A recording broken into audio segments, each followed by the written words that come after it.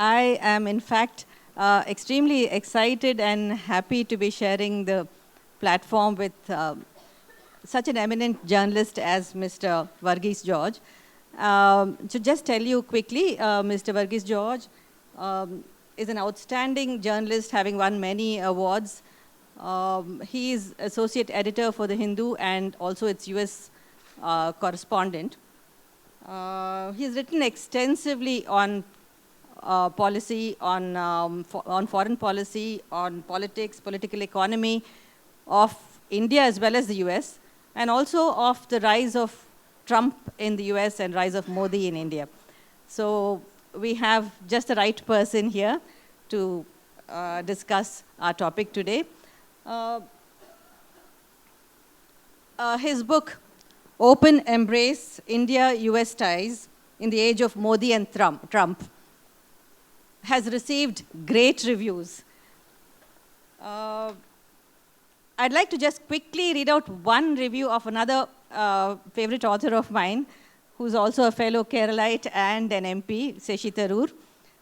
He says, Open Embrace is an outstanding work, a superb analysis of the state of Indo-US relations in the Modi-Trump era, with a lucid explication of the Hindutva strategic doctrine and detailed discussions of India and US policy differences on China, Pakistan, and Afghanistan, marked by meticulous research, conscientious reporting, and lucid commentary. This is a highly readable book that should be required reading for anyone who seeks to go beyond the headlines to the substance of policy.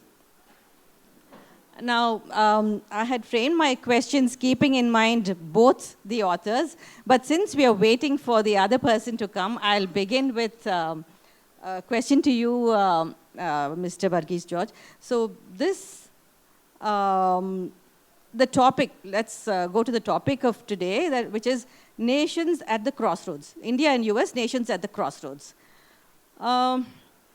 First of all, are we at the crossroads? And what are the significant indicators that we are, if we are? And if we are at the crossroads, or are we just thinking that we are because of the excitement, for want of a better word, generated by the respective leaders? Well, I think it is much more than mere excitement or novelty of a particular model of leadership. We often speak about India and the United States as the world's biggest and the oldest democracies.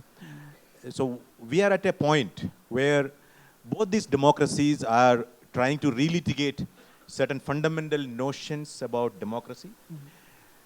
I have described in this book as the three questions being opened up for discussion in both these countries. Who are we? Who are our enemies? And who are our friends? If you look at the political discourse in both India and the United States over the recent years, you constantly come across questions regarding the self-perception and the identity of your enemy. And in both these societies, there is a very clear attempt to define enemy not as somebody who is lurking beyond the boundaries, but it is part of your own body politic, and they are actually embedded into your society. So identifying and isolating that enemy, fighting them, all those things have become the major national narrative, and that is where we stand. Also, there is an attempt to state very clearly that all that has happened in the history of these two nations were not in the interest of the country. I'll just refer to two speeches on when Prime Minister Modi, forget about election rhetoric and campaign speeches I am discounting here, but they are relevant. I am only referring here to the first speech that the current Prime Minister made as the Prime Minister in Parliament, where he said we were a country that has been under slavery for 1200 years. Today we are waking up into freedom and self-realization. What does it mean? In 2014. In 2014, yes. Now, if you look at what it means, you refer to the BJP manifesto of 2014, which says that what had happened in the 70 years of Indian independence, in its existence as an independent republic, has only been an extension of colonial westernized ideas, which have actually undermined the interest of the nation, and we here are now trying to reclaim the lost glory of the country. So therefore, I would say we are at the crossroads, yes. Okay. You talk of a paradigm shift in our strategic thinking in your book, and you call it the Hindutva strategic doctrine. That's right. Can you elaborate, please? Right. So we often hear about a Nehruvian thinking of the world. Yes. Now, I do not want to go into it, but there is also parallel to what Nehru was saying about the world in general and India's place in that world and how India must relate to that world. There is also a thinking which is not new, though the electoral support of that thinking is new. That thinking has actually been in Indian politics at least for 100 years, or almost 100 years, I would say. That is the idea of Hindutva. So Hindutva has been defined, and there is a lot of literature on that, from the original text of Hindutva, who is a Hindu, to all the way through the political and foreign policy resolutions of the Jansangh, and then the BJP, and then in power what they want to do. So Hindutva, again, so Hindutva strategic doctrine is an understanding of these three questions. Who are we, who is our enemy, and who is our friend, based on a civilizational notion of a community. So the Indian independence movement, the national movement, was premised on the basic principle that whoever is living in this territory is an Indian. Yes. So whoever is willing to live in this territory is also an Indian, because when partition happened and people actually left for Pakistan, but a larger portion of the Muslims actually stayed in India. So they were Indians, and there was never a question about they being less of an Indian. But the civilizational notion of citizenship does not respect the geographical boundaries. That is the reason why you see a very strange phenomenon of people who have actually deliberately, willfully abandoned the Indian passport and are holding a separate passport of United States or the UK. Feel free to talk about. Yes, they are shouting slogans of Vande Mataram, whereas people who have never stepped out of the village of their ancestors for 200, 400, 500 years, they are being asked to prove that they are true Indians. Excellent. So that is a paradox, irony of this idea. People who were given a choice, who by choice stayed back, right, and opted for Indian citizenship, their patriotism is being questioned, their nationality is being questioned. Whereas people who have actually chosen to give up Indian citizenship claim to have a higher claim over a moral ground, and yeah. So, in your book, as well as in your op-ed piece yesterday in the Hindu, you have repeatedly brought out similarities, I should say very uncanny similarities between these two personalities, Modi and Trump. It's really uncanny. I mean, I can't, there's so many similarities that you have mentioned. Could you care to elaborate on some of them, please? I would love to, and in fact, I will actually start with a point that I have not written in this piece, because I had been talking about and writing about it earlier. So the first time that I heard Prime Minister Modi speak in a public... Please. You can carry on. So the first time that I heard Prime Minister Modi speak in an election campaign was in 2007. He was then the Gujarat Chief Minister, running for re-election for the second term. So in 30 minutes, that is a 30 minute speech, because the speech started at 9:30. It can only go till 10 o'clock because of the election commission guidelines. So in that 30 minutes, he referred to himself in third person 27 times. So I mean, still, if you actually listen to his speeches, that is a very prominent feature. Okay, he refers to himself in third person. So much later, in 2015, when I went to the United States as the Hindus correspondent, so Donald Trump was one of the 16 primary candidates within the Democratic Party. So I listened to him first in New Hampshire in a primary campaign. So he also, I mean, there was very little chance for him to actually even make it to the Republican candidacy at that point. So he also repeatedly refers to himself in third person. In fact, if you look up some of his tweets, you will also, he tweeting about himself in third person, you know. So that was a similarity which I thought, which struck me. And then I began following his campaign, and then I covered him as president for nearly 2 years. So in policy, in temperament, in the way they see the world, there is a long list of similarities, including this. Everything actually boils down to the 3 questions that I said. Who are we? Who are our enemies? And who are our friends? Now that we are on a question of citizenship debate here, I will end with just citing that debate only in the United States. The Trump administration tried to insert into the US census, which is now coming, for the first time a question on whether you are a citizen or not. In the US judiciary being much more robust and quite active on these questions, it went all the way up to the US Supreme Court, which struck it down. The US census will happen without that question. India is a different story. We are still debating how we will find our citizens and how we will number and tabulate and even changing the qualification for citizenship. Even the idea of who becomes eligible for entry into the country. The first thing that he's made through an executive order after taking over as a president was that people from exactly the same formulation, people who are minorities from these 6 or 7 countries will essentially mean that non-Muslims from these 6 or 7 countries could come into the United States. That also went all the way, and then the judicial scrutiny, it could not stand the judicial scrutiny, particularly the religious test of citizenship or entry bar. Thankfully. It was struck down. So, in brief, their jingoism, their ultra-nationalism, their, what do you say, this macho kind of nationalism. So, in that there are many similarities. Their vanity. So, Yes, there are a lot of similarities. Now, before we go further, I'd like to introduce you to our other panelist, Mr. Kapil Komireddi. So, Kapil is an author, journalist, and book critic. He's written from South Asia, Eastern Europe, and the Middle East.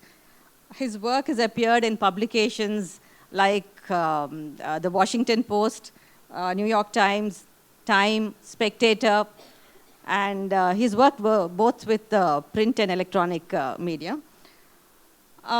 His book, his first book, A Malevolent Republic, A Short History of the New India. This is probably one of the best non-fiction books that I've read to date. Totally, I don't like to use the word unputdownable. It sounds very trite, but that is what it was. I just couldn't put it down. Every line can be quoted out of this book. There are several recommendations to his book from leading publications around the world. Very quickly, I'll tell you 2. I'll just read out 2. Dazzling prose, arresting, essential, devastating. This is by The Spectator. Another one, eloquent on the subject of religious tolerance, communal harmony, and human decency, all of which appear to be in harrowingly short supply among the acolytes who surround Modi. This is by The Times. So really wonderful reviews, but also I would also like to add one very slightly unflattering review by our very own Hyderabadi, Mr. Mohan Guruswamy, who is also a very prolific writer himself, a senior bureaucrat who retired. He says, "It must be an awful burden to hate one's recent heritage with such vehemence. The India as we now know is a decrepit and incompetent republic, but it is not malevolent. Not yet, anyway." Kapil, I'll let you answer this later, but meanwhile, since you've come in late, we will just take you through, I'll just take you through 1 or 2 questions that I've prepared for you. So you've dedicated an entire chapter in your book to vanity. Let me read it out, in fact, just one line. and you say the country has had to pay for this vanity.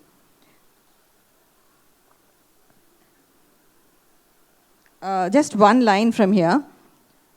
Foreign policy fell prey to the Prime Minister's vanity, and national interest became indistinguishable from narcissism.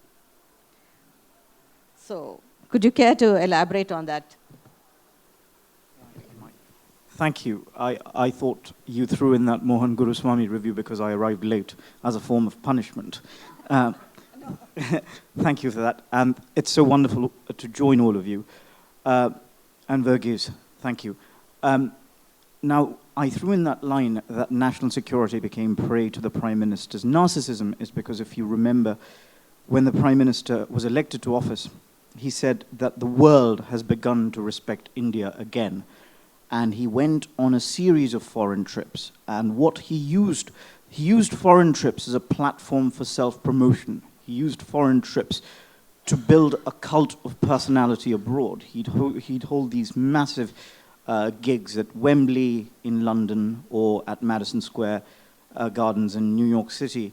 And the vanity there was also a broader vanity, the vanity of the Indian middle class, the burning desire to be respected on the world stage after 50 years of being neglected by the world. And I think the transformation occurred in the 90s and the 2000s when India became vastly richer than it had ever been after independence, after liberalization. A lot of money came in, and we suddenly became hypnotized by this idea that we were a superpower in waiting. And we became self-woundingly susceptible to flattery. You know, anything any foreign personality would say that was vaguely complimentary about India would be magnified and printed in our newspapers. It's almost as if we lost our own compass. It's almost as if we lost the independent streak that had guided our foreign policy for such a long time. And we decided to play second fiddle to America. That's what I meant by the vanity of the Prime Minister and the vanity of his supporters. So,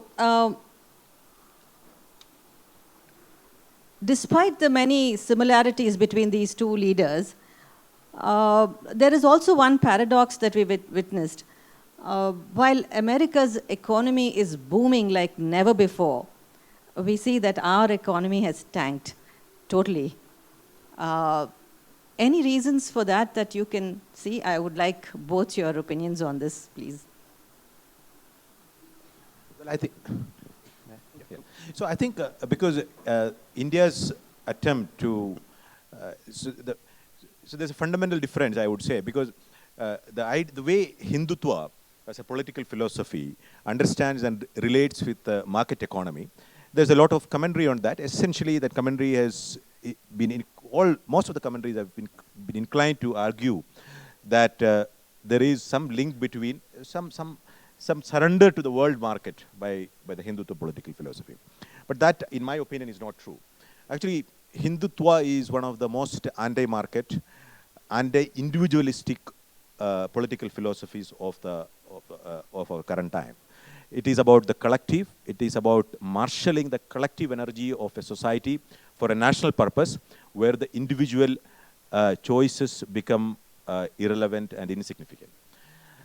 Because of that reason, and a fundamental belief that all that happened before me, including liberalization and including this thing, it's all been at the cost of the nation. This has been a global conspiracy of the Harvard, not hardworking people.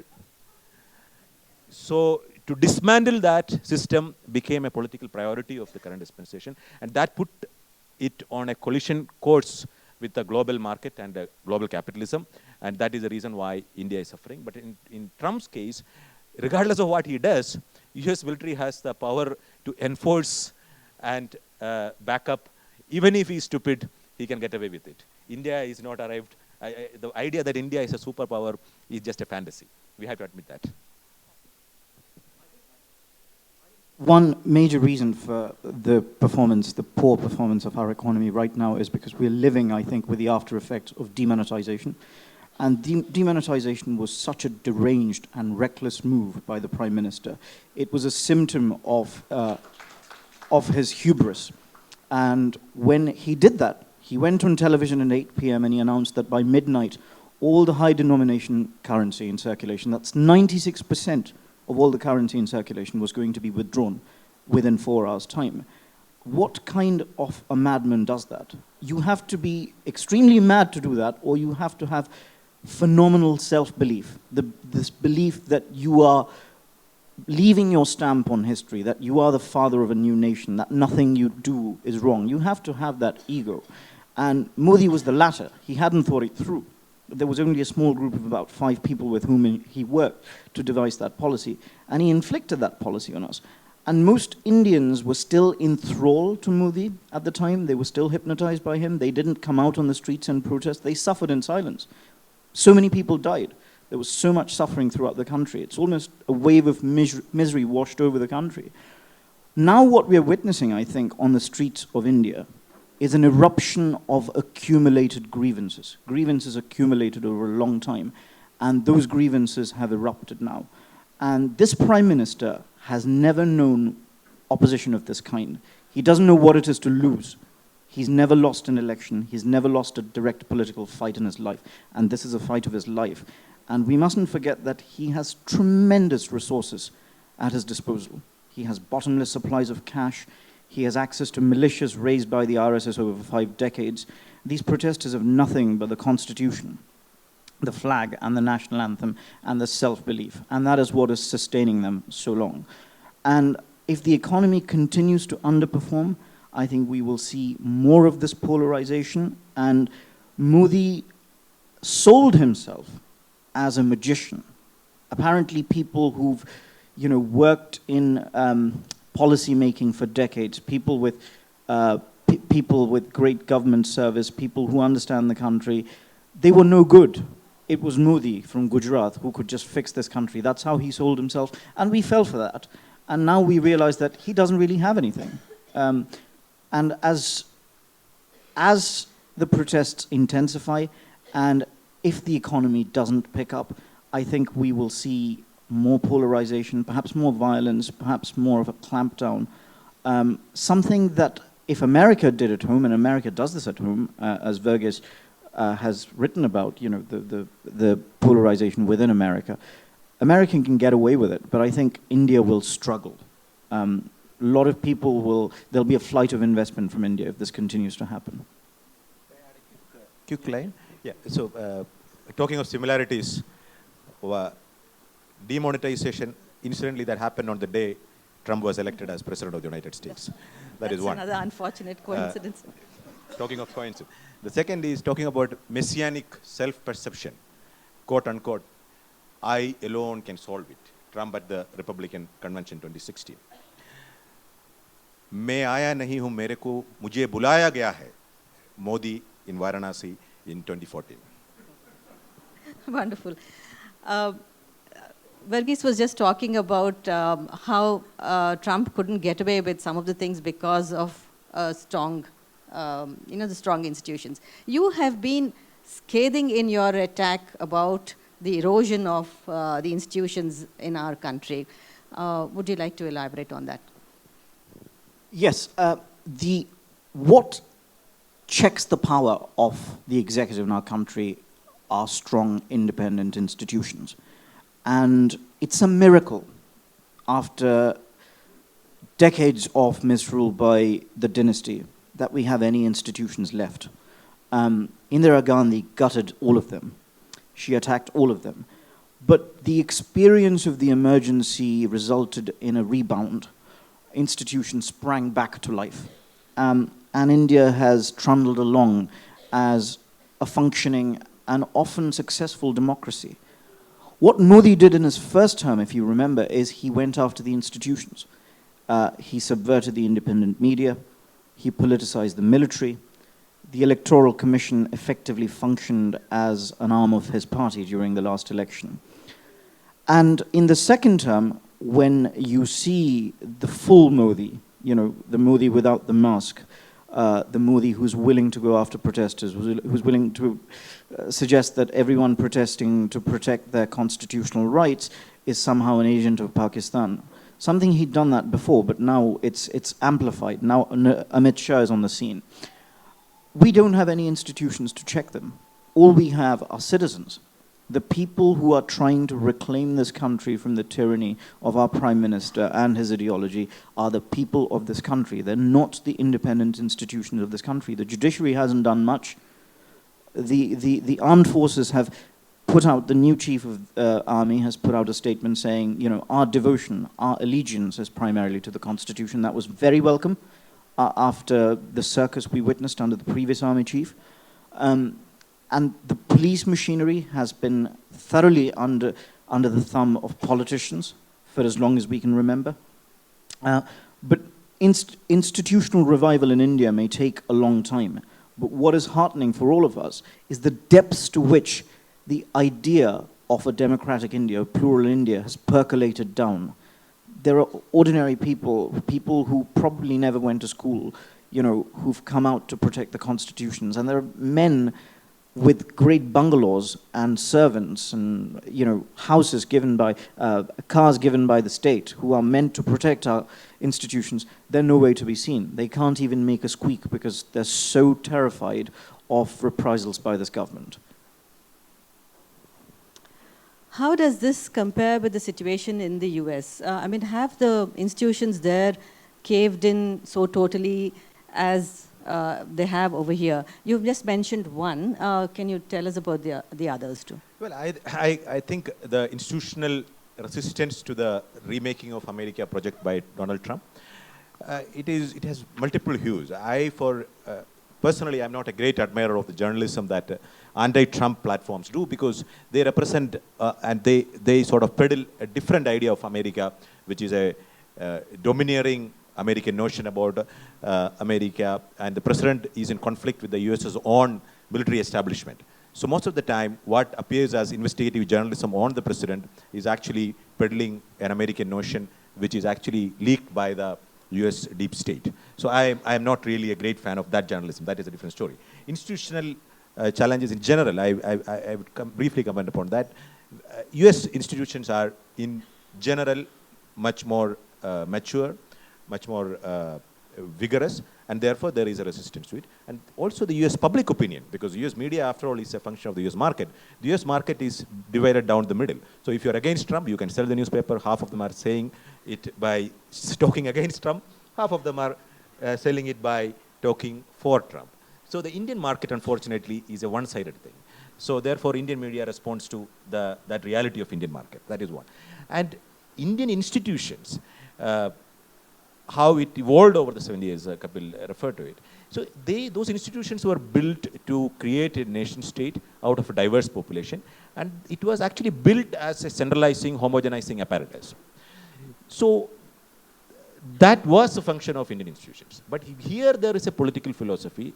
On the one hand, it considers these institutions are un-Indian and anti-Hindu and anti-civilizational. So there is a philosophical reason why they are against that.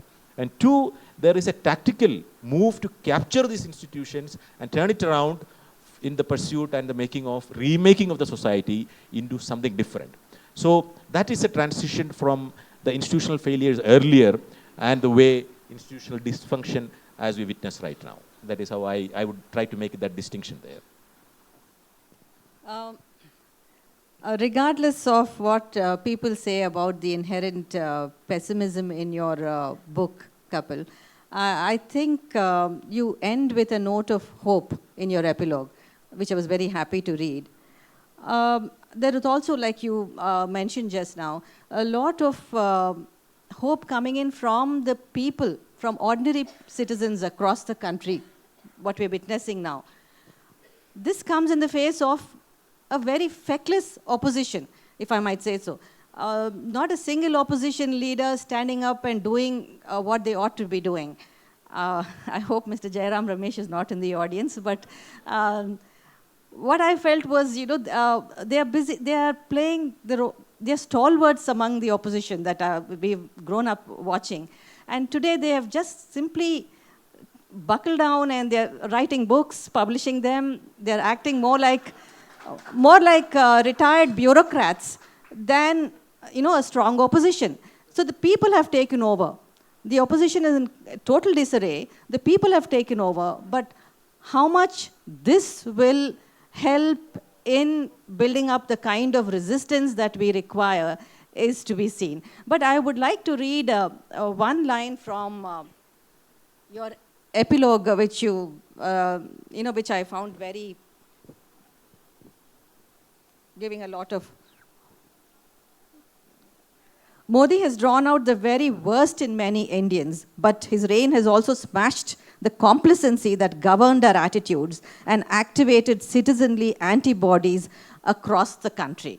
So I'd like both your opinions on how you see the citizen activism by citizens across the country. Do you think it can make some difference? Thank you. Jairam Ramesh actually launched my book in Delhi, and he was very upset that I spoke rudely about the Congress party in the first half of my book. And I asked him why he'd never contested an election, why he was in the Rajya Sabha. That's because he needs to write books.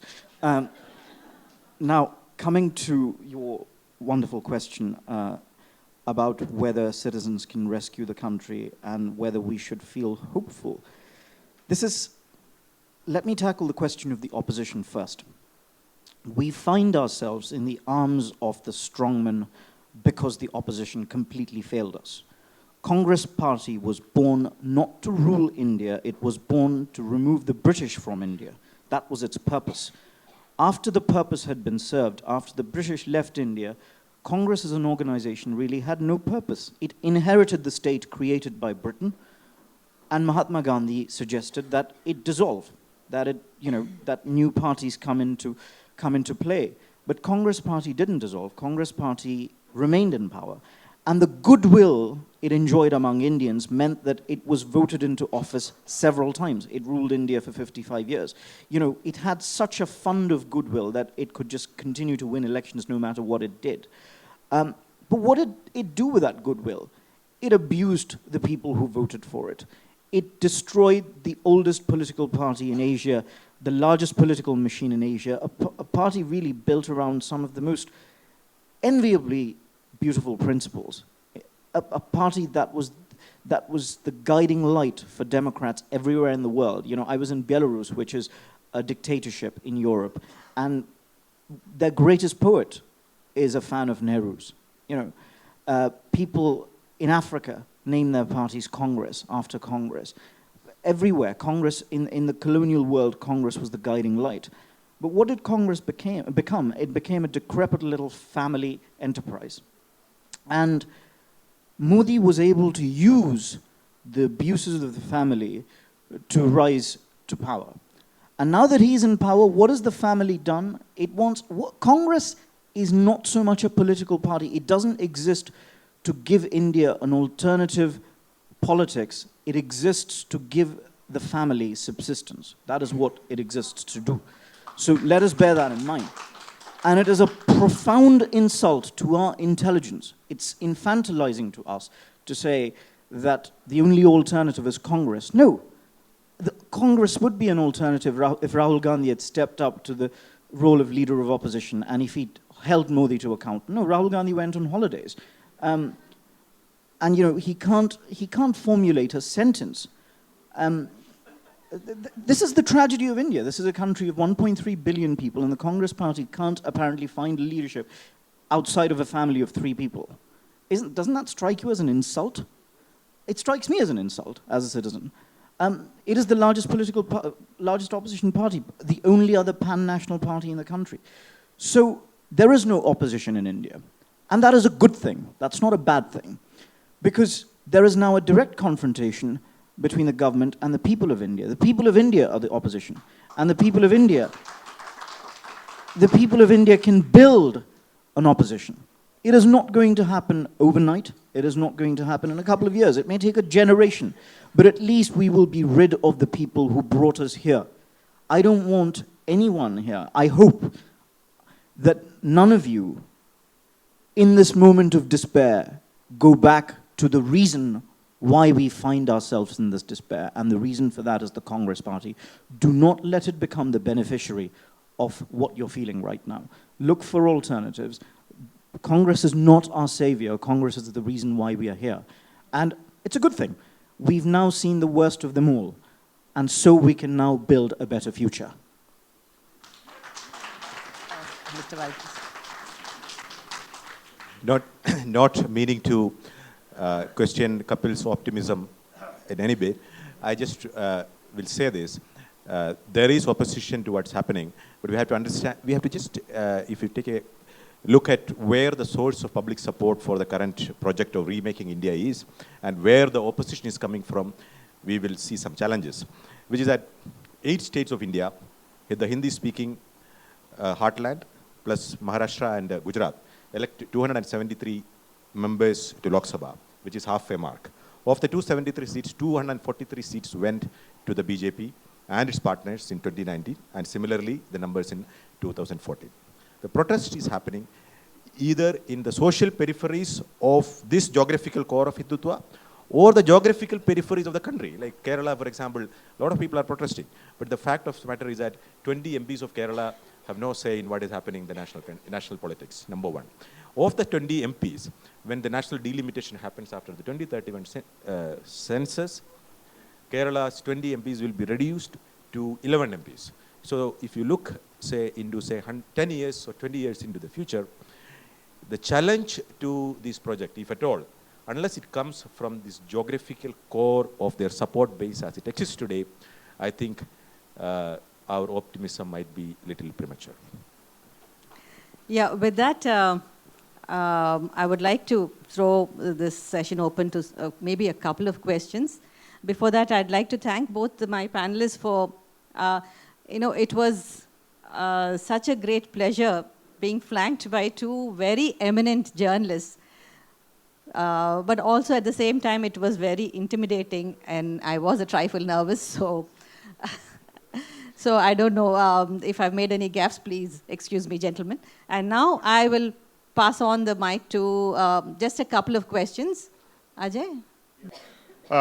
One small comment about hope and despair. Despite all the optimism that we are built in as human beings, I find the present situation with very little redemption visible. I don't think these protests can last several months.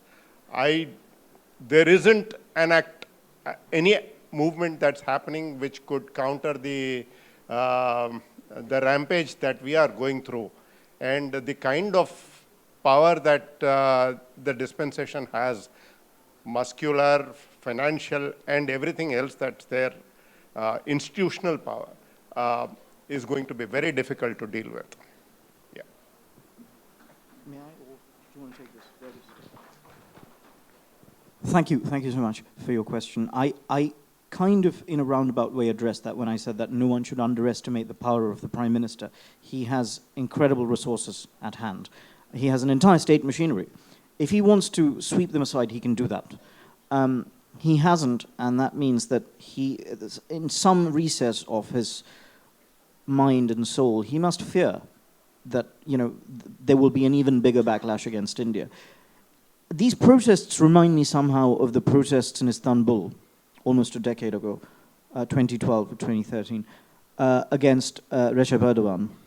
And at the time, I thought that was the swan song of the secular Turkey. A lot of people thought that was the moment when secular Turkey was going to overthrow their president. It looked to me from there like a swan song, like people were saying, this is our last shriek before our die. These protests could be like that.